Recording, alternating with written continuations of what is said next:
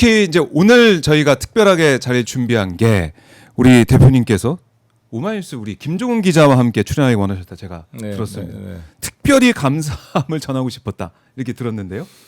네, 아시다시피 이 우리 같은 현대 사회에서 보도가 되지 않으면 아무리 있는 사실도 없는 것으로 취급됩니다. 저 송영길은 사실상 투명 인간, 유령 인물로 취급돼 왔기 때문에 네. 상당히 외로운 상황이었는데 뭐 재래식 언론은 물론이고 진보 언론, 뭐 진보 유튜브도 대다수가 저를 외면하고 있을 때 우리 김종훈 기자님이 유일하게 법정에서 그 귀한 시간을 쪼개서 네. 다 그걸 또 재판 상황을 이렇게 보도해 주시고 그래서 정말 감사하더라고요.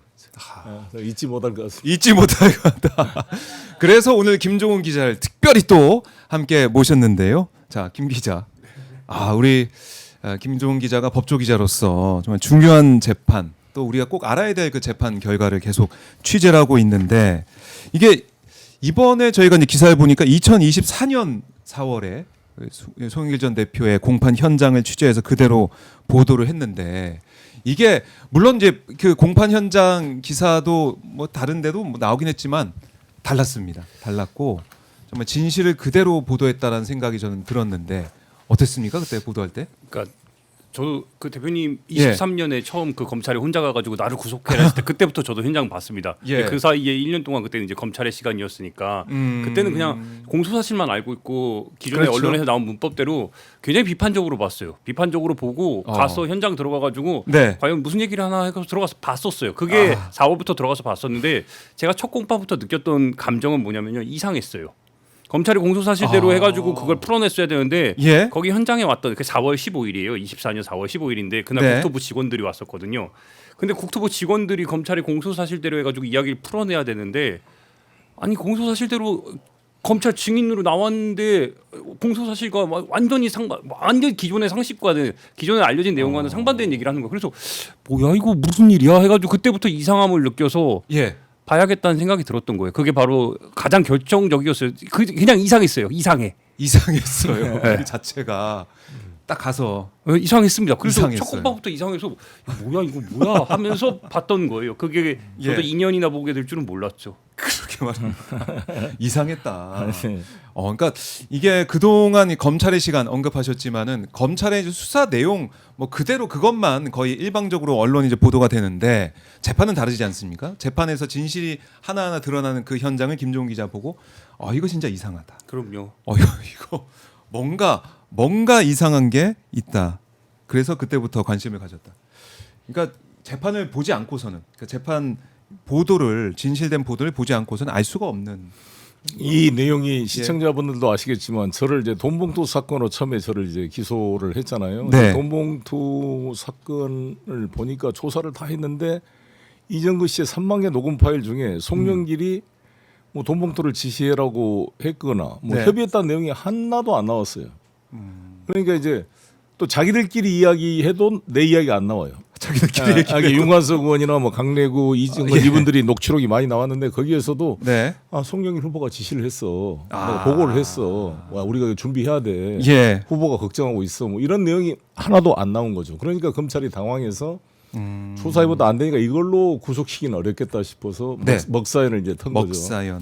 근데 먹사연을 털어도 제가 먹사연에 돈을 쓴 게 하나도 안 나왔거든요. 네. 투명하게 입출금이 됐고 그래서 이걸로도 부족하다. 그래서 이제 한 게 제3자 뇌물죄인데 먹사연 후원금 중에 4천만 원이 여수산업단지 이 소각장 시설 확장 인허가 관련해서 받은 돈이다. 따라서 3자 뇌물죄다. 그래야 이게 특가법 위반이 돼서 10년 이상 징역을 처할 수 있거든요. 네. 뭐 국민들이 보기도 뭐 정치자금도 뭐 물론 안 되는 거지만 이 특가법 뇌물이다 보면 훨씬 더 나쁘게 보잖아요. 이제 그렇게 딱 저를 더 씌운 거죠. 근데 그때 그거를 이제 보러 오셨는데 보니까 국토부 공무원들이 그러면 송영길이가 당 대표 때 나한테 무슨 압력을 받았다든지 그렇죠. 뭐 송영길 이름은 들어본 적도 없었고 제 밑에 있었던 그 수석 전문위원이 뭐 전화했다는데 예. 그냥 민원을 알아본 정도였지 압력 느낀 바 하나도 없다. 똑같이 그냥 설명해 줬다. 그리고 허가도 안 났어요 또. 윤석열 정권에 와서 허가가 났어. 그러니까 말이 안 되는 거지. 바로 이 지점인데 예, 예. 그날 이제 오전 오후 다 공무원들이 나왔어요. 그래가지고 나 압박 느끼지 않았다. 전화는 왔는데 아니 선배 전화 와가지고 받았다라고 얘기를 하는데 문제는 뭐냐면요. 예. 오전 공판만 들었던 이제 연합뉴스가 있었어요. 그 아. 들었는지 안 들었는지도 모르겠습니다. 이제 풀단은 운영됐었으니까. 네. 근데 이제 오후 한 2시께 저도 이제 공판 보고 있는데 기사가 연합뉴스 기사가 나오더라고요. 청탁 있었다. 라고 기사가 나와요. 청탁 있었다로 네. 오전. 그러니까 연합뉴스가 청탁 있었다로 기사를 내보내니까 그 현장에 안 나왔던 법조기자단이 42개사입니다. 근데 그냥 쫙 따라서 쓰는 거예요. 그래서 야 이거는 이상하다. 이렇게 쓰면 안 되겠다 싶어서 그냥 법정에서 있었던 그 국토부 직원들이 나와서 예. 전화는 전화는 왔는데 내가 압박 느끼지 않았고 실질적인 결과가 어. 제3자 뇌물 얼마나 무섭습니까? 특히 정치인들에게 제3자 뇌물 정말 무서운 일인데 그럼요. 그 제3자 뇌물이 결과가 그때의 청탁이 있었다면 그 당시에 21년 당시에 결과가 나와야 됩니다. 근데 윤석열 정부 들어서 그 결과가 나와 버렸어요. 그러니까 아니 이거는 청탁이라고 자꾸 공소 사실을 몰아붙이는데 아니야. 결과가 아닌 거예요. 예. 그래서 이상했던 거예요. 뭐야 이거. 그래서 근데 언론이 전부 다 그렇게 저도 물론 법조기자단이지만 법조기자단에서 그렇게 안 보고 써버리니까 야 한 사람 진짜 매장시키기에 야, 진짜 그때부터 느꼈던 거예요. 이거 이상하다. 예. 소영길 대표 전 대표가 김종훈 기자한테 좀 감사함을 느낄만 하네요. 김종훈 기자가 끝까지 다 보고 보도를 했으니 망정이지 안 그랬으면은 뭐 일부 보도가 계속 근데 확대 제가 재생산되고. 그때 대표님의 좀 간절함을 좀 느꼈던 게 대표님 예. 그때 죄송한 얘기지만 그때 구속 중이었어요. 네. 그게 구속 중이었는데 그때 이제 대표님이 저한테 그 뒤에 한 닷새 뒤에 손편지를 보내주셨어요. 그러니까 그 정도로 근데 그 손편지 내용이 굉장히 좀 절박했어요. 이게 대표님 기억하실지 모르겠지만 그 내용 속에서의 막 하나하나의 사실관계들을 막 거기다가 막 적어 놓은 거예요. 그래서 그냥 기자에게 요걸 보낼 정도로 얼마나 상황이 다급했고 네. 그리고 이거를 제대로 보도를 얼마나 안 했냐 하는 그게 느껴지더라고요. 저는 그 마음이. 그렇네요. 그 간절함이 진짜 정말 손편지로 나타나서 닿았는데. 근데 제가 그 무죄 받고 나서도 설명을 드렸지만, 아니 저는 그래도 당 대표까지 하고 변호사 자격이라도 있으니까 막 이렇게 싸우는데 제 감옥에서 만나 보니까 네. 일반 서민들은 싸울 엄두를 못 내요. 일단 무죄로 싸우면 검사한테 밑보여가지고 별건으로 또 수사를 하고 구형량을 높여버려. 절대 안 풀어줘. 예. 판사님도 다 그렇지는 않겠지만 네. 뭔가 부인을 하면 이거 괘씸죄가 걸려가지고 형을 더 때려버려. 그러니까 웬만하면 자신감이 없어서 무죄로 못 싸워요. 그냥 승복하고 잘못했으면 알고 집행유예 나오자 이렇게 다 타협을 해보기 때문에 억울함이 있어도 싸울 수가 없어요. 이게 저 같은 경우는 이게 제가 이거 싸우면서 사명감을 느낀 게 아니 나의 권리도 지키지 못한 사람이 어떻게 서민들의 국민의 권리를 대신 지킬 수가 있겠는가. 반드시 싸워 이겨야겠다 이런 생각을 한 거죠. 이 간절함 그리고 이제 김종훈 기자가 쓴 1심 이 결심 공판 기사에 보면 최후 진술 이 말미에 그 내용을 이제 보도한 내용을 보니까 검찰 기소로 인생과 영혼이 털렸다. 그러니까 세능항을 걷다 강물에 빠지고 싶은 우울증을 겪었고 사회적으로 경제적으로 파탄 상태를 겪었다. 뭐 이렇게 그렇죠. 그 상황을 보도를 했는데 그만큼 절실하고 그만큼 고통받았다 이런 걸 취재하면서도 아 그럼요. 보죠. 근데 네. 제가 대표님 그때 막 그 간절함들이 막 그러니까 저는 그걸 구속되고 다시 나오고 막 그 정치인으로서 이걸 어떻게든 극복하고 싶고 다시 너무 억울한 감정이 막 그 계속 공판 내내 계속 느껴지는 거예요. 근데 저는 진짜 제가 그때 신의 한 수라고 느꼈던 게 뭐냐면요. 대표님을 그때 이렇게 구속까지 만들었던 그게 중앙지검의 반부패 2부입니다. 네. 반부패 2부가 김건희 씨의 도이치모터스를 무혐의를 준 특히 그 당시에 그때 그 소위 말하는 돈봉투 사건 터졌을 때 네. 검찰 기자단을 불러놓고 4시간 동안 브리핑을 하면서 이례적으로 아침 10시부터 오후 2시까지 4시간을 브리핑하면서 무혐의를 주기 위한 빌드업을 막 했었어요. 근데 네. 그 사람들이 그대로 그 공소사실을 만들어서 최재훈 부장 필두로 해가지고 그 공소사실 만들어서 소위 말하는 이 사건들을 막 만들어 놓은 거예요. 근데 이것만으로는 부족하니까 별건으로 먹사연을 만들고 먹사연은 갑자기 왜 튀어나와 막 이렇게 돼서 온 거예요. 근데 대표님 그날 결심 공판에서 그 최후 진술 말미에 네. 나를 수사한 검사들이 도이치모터스 사건을 무혐의 처분한 그 검사들이라면서 코바나에 대해서도 무혐의를 주고 그리고 이 일로 검사들은 특검 수사를 받고 있다. 그런 점을 고려해 달라고 정말 간절히 막 호소를 하는 거예요. 저는 이게 한편으로는 통했다고 생각을 해요. 그 간절함이 이렇게 이게 무슨 얘기냐면은 선별적으로 차별적으로 네. 사건에 대해서 수사권과 기소권을 갖고 있는 중앙지검이 이런 행태를 보였다는 거를 네. 이 재판 과정 속에서 본인의 재판이지만 이거를 사회적으로 승화시켰어요. 요 한마디가 저는 그게 굉장히 이게 통했다고 봐요. 네, 저변은 잘했어요. 잘했습니다. 잘하셨습니다. 그래요. 그 최후 변론 뭐 이런 걸 또 이제 보도를 통해서 많은 국민들이 알게 되면서 진실을 이렇게 전부 무죄 또 이제 상고 포기하는 그런 상황까지 왔는데 짝퉁님이 송영길 대표님 무죄를 축하드립니다. 이재명 정부를 위해 노력해 주세요. 그동안 고생 많으셨어요. 슈퍼챗을 보내주셨고 고맙습니다. MK9862님도 송영길 대표님의 귀환을 축하드리며 민주당의 안정과 이재명 대통령의 정부의 성공을 위해 힘써 주시길 부탁드리겠습니다. 송 대표님 화이팅 이렇게 좀 응원을 하고 계신데 자 이번에 진짜 이 무죄 선고 받고 또 검찰이 상고를 포기하면서 무죄 확정이 됐습니다. 자 심경이 또 남달랐을 것 같아요, 대표님. 아니 이거 이제 그 심경으로 넘어가기 전에 네. 꼭 오늘 제가 출연한 이유가 김종훈 기자.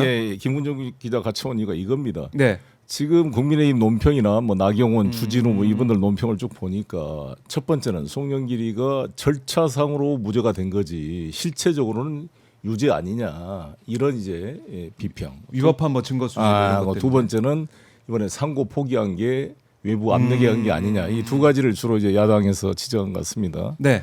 근데 첫 번째는 실체법상으로도 무죄이기 때문에 유죄로 확정할 수가 없었기 때문에 절차를 가지고 무죄를 준 겁니다. 첫 번째 돈봉투권 아까 말씀한 대로 다른 사람들이 나눈 건 나는 잘 모르니까 변론을 하더라도 송영길이 알았다는 증거가 없다니까요. 뭐 이정근조차도 법정에 나와서 뭐라 그랬냐. 네. 여기는 피고인이 나한테 이걸 지시하거나 사전 협의한 게 있습니까? 판사가 물어봤어요. 없습니다 그러더라고요. 그럼 뭐냐? 사후에 보고했다는 거예요. 근데 사후에 보고한 거는 범죄 구성 요건에 해당이 안 돼요. 아니 다 범죄가 끝났는데 뭐 사후에 보고한 게 왜 네. 내가 공범이 됩니까? 그래서 돈봉투권은 실체법상은 무죄라는 걸 말씀드립니다. 물론 저 송영길을 당선시키기 위해서 일부가 발생한 불미스러운 일에 대해서 저는 정치적으로 책임지고 사죄를 했잖아요. 그건 지금도 사죄를 합니다. 네. 그러나 법률적으로 제가 관여하지 않았고 지시하거나 이게 없다는 게 확인됐고 그래서 절차로 무죄가 된 거고 아까 3자 뇌물죄는 우리 김종훈 기자가 말씀한 대로 아예 실체법상으로 무죄 판결을 받은 거고 네. 절차가 아니라 그거는 그다음에 이제 먹사연 문제인데 먹사연 이번 이제 항소심 판결에서도 실체와 절차를 같이 판단해 줬어요. 여기 기자님 와 계셨지만 먹사연이 일부가 송영길 당대표 선거에 개입하고 지지한 건 사실이지만 네. 고유의 싱크탱크의 기능이 없어진 게 아니다. 유지해 왔다라고 평가하면서 먹사연을 정치자금법 위반법에 정치 활동을 하는 자로 볼 수 없다. 그렇게 해서 무죄를 실질적으로 판결을 해준 겁니다. 네. 그리고 먹사연 영장 왜 돈봉투 영장을 가지고 먹사연을 압수수색했는가? 그 이번에 중요한 판례 의미가 뭐냐면요. 이 판사님 이렇게 판결해 준 겁니다. 검사들은 보통 먹사연을 통해서 돈봉투 날아준 6천만 원의 자금이 인입됐을 것이다 의심을 가지고 수색했다는 거예요. 네. 그건 저도 인정할 수 있어요. 다 의심할 수 있죠. 먹사연으로 들어온 돈을 가지고 돈봉투 자금을 썼겠다. 근데 판사님이 정확히 판결한 게 나중에 조사해 보니까 이거는 김영권이라는 자가 5천만 원 준 게 확인이 됐고 이성만 1,000만 원 그래서 출처가 다 이미 확인됐으면 먹사연을 통해서 돈봉투 자금이 안 들어왔다는 게 그렇죠. 증명이 됐으면 이미 먹사연 수사는 중단하고 수사를 하려면 추가 영장을 발부받아서 했어야 되는데 이 돈봉투 영장으로 먹사연까지 다 압수수색해가지고 네. 이걸로 별건 기소를 한 것이다. 따라서 이것은 증거 능력을 인정하게 되면 영장의 일반 영장화돼서 영장주의 원칙이 무너진다. 이게 네. 명확히 판결을 해준 겁니다. 이게 증거 사용의 무제한설에 대해서 철퇴를 가한 판결이다. 증거 수집 단계에서 관련이 있을 걸로 의심해서 수집한 건 좋아. 네. 인정할 수 있어. 네. 근데 수집해 놓고 보니까 먹사연 자료가 돈봉투와 관련이 없다는 게 확인됐으면 이거를 먹사연 수사의 사용으로 무제한 사용할 수 없다라는 판결을 해준 겁니다. 아주 중요한 이정표가 된 판결입니다. 여기서 제가 한 마디만 조금 네, 더 네. 드릴게요. 김종훈 기자. 자꾸 그 얘기를 저한테 계속 연락이 오는 거예요. 그러니까 일부에서 대표님이 뭐 위법 수집 증거로 인해서 무죄가 나왔으니까 뭐가 당당하냐, 뭐 독립군처럼 하고 다니냐, 뭐 이렇게 막 이런 얘기를 저한테 연락이 와요. 근데 제가 말씀드렸어요. 모르면 가만히 계시라고 차라리 평하지 말라 그랬어요. 왜냐면요, 진짜로 이 재판을 처음부터 끝까지는 제가 말씀드릴 수 있는데 송영길이 예를 들어서 위법 수집 증거로 인해서 무죄가 나왔지만 그게 아니더라도 재판의 실체에 대해서 실제로 봤다면 그게 아니더라도 저는 무죄가 나왔을 거라고 생각이 들어요. 일단은 그 제3자 뇌물은 당연히 국토부에 의해서 무너져 내렸고 이 돈봉투 사건도 가장 중요한 게 우인성 부장이 김건희에게 1년 8개월로 내렸지만 네. 인두비오 프로레오라는 무죄 추정의 법칙을 얘기를 했어요. 가장 중요한 게 형사소송 사건에서 제일 중요한 게 공소 사실을 검찰이 입증을 해야 돼요. 예. 근데 법정에서 이정근 이외에는 그 소위 말하는 돈봉투 사건에 대해서 하나도 입증을 못했어요. 그래서 무너져 내려서 먹사연으로 넘어갔는데 네. 문제는 그 먹사연 사건에서 7억 6,200만 원이 그 당시에 정치자금으로 송영길에게 우회로 지원했다고 이게 나온 거예요. 근데 이번에 윤성식 부장이 법정에서 굉장히 중요한 얘기를 했던 게 뭐냐면요. 네. 그 마지막 선고 날에 그 먹사연은 고유의 단체로서 공법 단체로서 지속적이고 반복적으로 자기의 정관에 맞춰서 활동을 해왔다고 얘기를 했어요. 이게 무슨 얘기냐면요. 네. 검찰이 꼭 집어가지고 그 당시에 요게 마치 공소 사실에 딱 해서 정치가 뭐 이렇게 송영길을 우회로 지원했다 이게 아니라 그 전부터 그 이후에도 지속적이고 반복적으로 활동을 공법 단체로서 싱크탱크로서 해왔다는 거예요. 이게 무슨 얘기예요? 검찰이 공소 사실 니들 제대로 안 했다는 거야. 이거 안 했다는 걸 그냥 얘기를 했어요. 그러니까 이미 무죄라고 결론이 나왔는데 네. 그럼에도 불구하고 이 사건 자체는 애초에 위법 수집 증거로 독수독과에 의거해서 처음부터 잘못됐으니까 무죄로 내릴게라고 얘기한 거예요. 근데 이걸 모르고 그냥 야 위법 수집 증거니까 너 이거 절차상의 문제니까 뭐가 그렇게 당당해라고 막 얘기를 하고 다녀요. 실제로 막 그렇게 여러 얘기가 나와요. 근데 항상 말씀드리지만 모르면 가만히 계시는 게 제일 좋고 그러면 알려고 기사를 보시면 돼요. 기사를 그런 상황 속에서 제가 왜 이렇게 말씀을 드리냐면요. 네. 정말로 검찰의 공소 사실에 의거해서 소위 말하는 기소된 것만으로도 야, 한 사람의 인생이 이렇게 무너져 내리는가를 제가 그 자체로 직접 본 거예요.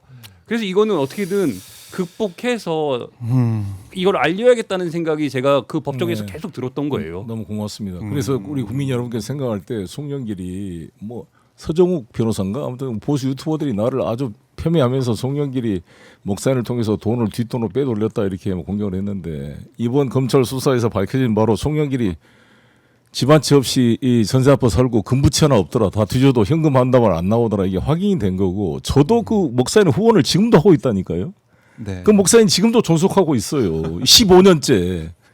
뭐 떴다방도 아니고 선거 때 그냥 이슈로 만들었다 없어진 것도 아니고 고유의 정책 기능을 하고 있다고 지금도. 계속. 네, 그거를 판사님이 인정해 줬습니다. 그걸 판사님이 고유의 정책 기능으로서 싱크탱크로서 그리고 먹사연 예를 들어서 정치단체라고 해버리면 네. 그러면 여의도판에서 이루어지는 싱크탱크 이거 어떻게 다 할 거냐고. 그리고 네. 정치단체가 아닌 싱크탱크로서 정책을 뭐 여러 뭐 통일 단체라든지 환경 문제라든지 가덕도 문제라든지 이걸 지속적인 아이디어를 낸 거를 명시를 했어요.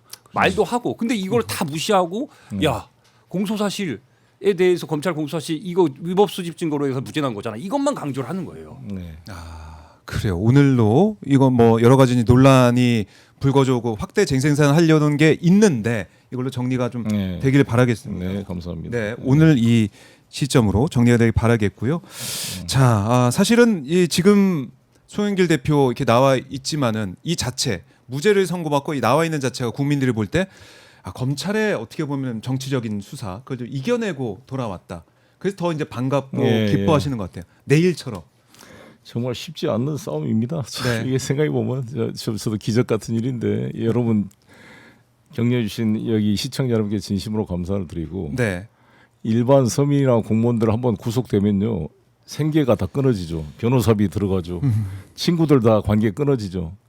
완전히 사실 이거를 마음을 수양해서 이겨내지 못하면 자살하거나 우울증에 걸리는 그런 정도의 거예요. 저도 온 가족이 고생을 했는데 정말 오늘 딱 3일째입니다 이제 무죄 확정 3일째. 확정 3일째.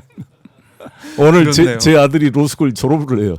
아 그래요? 그래서 오늘 뭐 오후에 가셔야겠네요. 계양구에 무슨 김민석 총리님이 뭐 예. 국정원데 안 오냐고 기자들이 전화가 많이 오던데 딱 3시더라고 똑같이 날짜가. 아이고, 근데 아드님. 제가 정치를 한다고 우리 아들 예. 초중고 대학 졸업식을 한 번도 못 갔거든요. 아 그러셨어요. 이번에 못 가면 아빠로서의 자격 박탈입니다. 그래서 중요한 돌정이. 무조건 가야 됩니다. 그러셨군요. 예, 근데 그게 아들이 이제 예. 마지막 무죄 받을 때 법정에 내가 오라 그랬거든요. 너도 앞으로 이제 변호사 될 테니까 실습 차원에서라도 한번 현장을 봐라. 잘하셨네요. 아, 근데 아이고 아들이 막그 눈물이 우는 거 보니까 저도 가슴이 찡했습니다. 아들 입장에서는 또 네. 법을 또 공부하는 입장에서 또 이 네. 현장이 어떻게 느껴졌을까? 그래서 제 아들은 판검사 절대 안 하겠대. 그냥 변호사 하겠대. 변호사에서 우리 힘든 우리 국민들도 도와주고 애를 쓰겠다. 이런 또 마음을 가지게 됐군요. 그러니까 이 검찰의 이제 조작 기소, 정치 수사 이렇게 언급하셨지만 사실 우리가 이제 김종훈 기자랑도 여러 번 지적했듯이 연어 술 파티 등등에서 네. 검찰의 이 조작 수사 이런 네. 것들은 계속해서 밝혀지고 있는 거 아닙니까? 그럼요. 맞습니다. 이게 네. 대표님 사건도 마찬가지인데 요거 윤석열 정권 탄생하고부터 그러니까 소위 말하는 이제 야권 당시에 이제 야권 정치인들을 죽이기 위한 하나의 그 프로젝트로서 네. 결과적으로 다 작용했던 거예요. 그러니까 21년에 대장동 사건 터지고 그때부터 이 대통령 겨냥해서 사건들이 쫙 했는데 대장동만으로 이 대통령을 못 끌어내렸습니다. 그래서 그렇죠. 미래로 남욱 불러다가 배가른다는 얘기하면서 그 사건 배가른다. 만들어냈고 근데 그것만으로 중앙지검에서 소위 말하는 이 대통령 꼬리를 못 시키니까 네. 23년 1월부터 해가지고 대북송금 사건이 터졌고 그 즈음부터 그의 봄부터 뭐가 터졌냐? 네. 민주당 이제 그것만으로 보니까 야권 자체를 겨냥하기 위해서 돈봉투 그 돈봉투 소리 난다. 그때부터 해가지고 23년부터 돈봉투 사건. 근데 그것만으로는 부족하니까 대표님한테 이제 뭐까지 들어간 거냐? 먹사용까지 들어가는 거예요. 그래서 동시다발적으로 당시에 윤석열 정권 검찰에서 네. 이렇게 사건들이 빌드업 됐고 그 과정들이 결과적으로 지금 막 정영학 녹취록 조작하고 이거 건도 안 되는 막 위법 수집 만들어 가지고 결국에는 이렇게 무죄로 나오게 무죄로 만드는 나오고. 이런 결과들이 이제 다 나오는 거예요. 아하. 근데 그 당시에 일방적으로 검찰의 공소 사실에 맞춰 가지고 보도가 그냥 다 보도해 나오고. 그러면 그냥 말 그대로 나쁜 놈 되는 거예요. 인생 그냥 한 명의 정치인이 지금까지 쌓아온 그 길들이 그냥 다 무너져 내리는 거고. 네. 참. 그러니까 이제서야 이제 모든 게 이제 정상화되는 그 길에 네. 있다는 생각이 들어요. 아직도 멀었습니다. 이재명 대통령에 가해진 그런 공소, 부당한 공소도 그런데 이번에 곽상도에 대해서 공소 기각 판결이 있었고요. 또 김성태에 대한 공소 기각 판결이 있었습니다. 그렇죠. 이또 50억 이것도 공소 기각을 하고 있는데 네. 나는 김성태의 변호사 대북 송금 그 대북 송금. 800만 달러 이거를 쓸 이 법원이 공소 기각은 큰 의미가 있다고 봅니다. 그래서 이 대통령 이 공소 문제도 잘 정리됐으면 좋겠다는 생각이 들고 네. 어제 이화영 그 전 부지사 사모님하고 통화를 했어요. 그래서 한번 내가 변호인 접견하러 가려고 합니다. 이화영. 시화영 좀. 내가 교도소에 들은 이야기가 있어요. 그 연어 파티에 대해서. 좀 말씀. 내가 그때 한번 이야기했던 것 같은데 네. 제가 쭉 체크를 해보니까 네. 그때 수원 교도소에서 같이 이 이화영을 데리고 검사실에 연출해서 데려간 교도관들이 일시를 이화영 그 부시자가 잘못 판다는 거야. 그러니까 그 일정만 딱 이 박상용 검사 애들이 맞춰서 그때 이런 일 없었다라고 아하. 쫙 해가지고 조선일보가 보도하고 난리를 쳤잖아요. 예. 근데 제가 들은 교도소에서 얻은 정보로는 일자가 틀렸다는 거야. 그래서 제가 나오자마자 법무부에다 이야기해서 감찰해야 됩니다 했어요. 그래서 감찰을 했잖아요. 그게 드러난 거잖아. 그게. 하하. 저는 이제 거기 있어 보니까 아는데 예. 검찰에 조사받을 때 우리가 검치한다 그러거든요. 그럼 네. 교도소에서 묶여가 포승치로 묶여가지고 내려와서 기다렸다가 밑에 지하실 같은 데 기다려요. 네. 지하 2층에 그러다가 검사실 뭐 110 매도 검사실 올라오세요. 그러면 그때 올라가거든요. 그럼 올라가면 그 검치되어 있는 곳에서 다 시간 체크를 하고 이름을 다 씁니다. 네. 몇 시에 검사실 출구. 그 장부를 다 뒤져봐라 나온다 이게.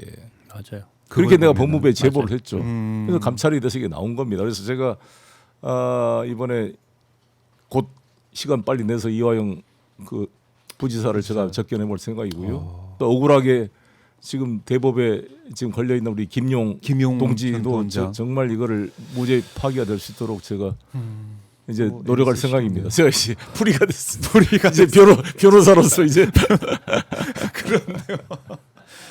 직접 또 겪어 보셨으니까 몸으로 겪어본 얼마나 또 도와주실까 많은 기대를 해 보겠습니다. 그리고 이번에 전부부재 받고 이재명 대통령 전화 갔다 그렇습니다. 뭐라고 하시던가요, 대통령께서? 얼마나 고생했냐고 그런 거죠. 뭐 제가 뭐 대통령 고생에 비하겠습니까? 동명상련이죠.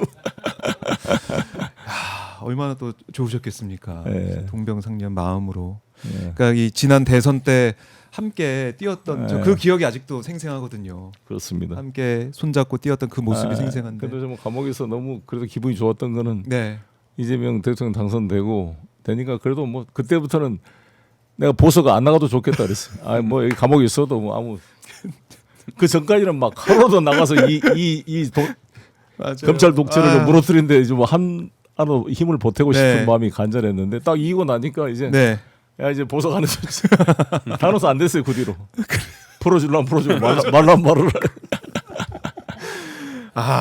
참 그 마음을 다들 아실 겁니다. 시청자분들께서도 그 마음을 아실 거고 제가 웃고 있지만 진짜 눈물이 납니다. 네, 말씀 그렇습니다. 들으니까 눈물이 나는 나 진짜 그 시간을 겪으셨어요. 4월 4일하고 6월 3일은 교도소에서 펑펑 울었어요.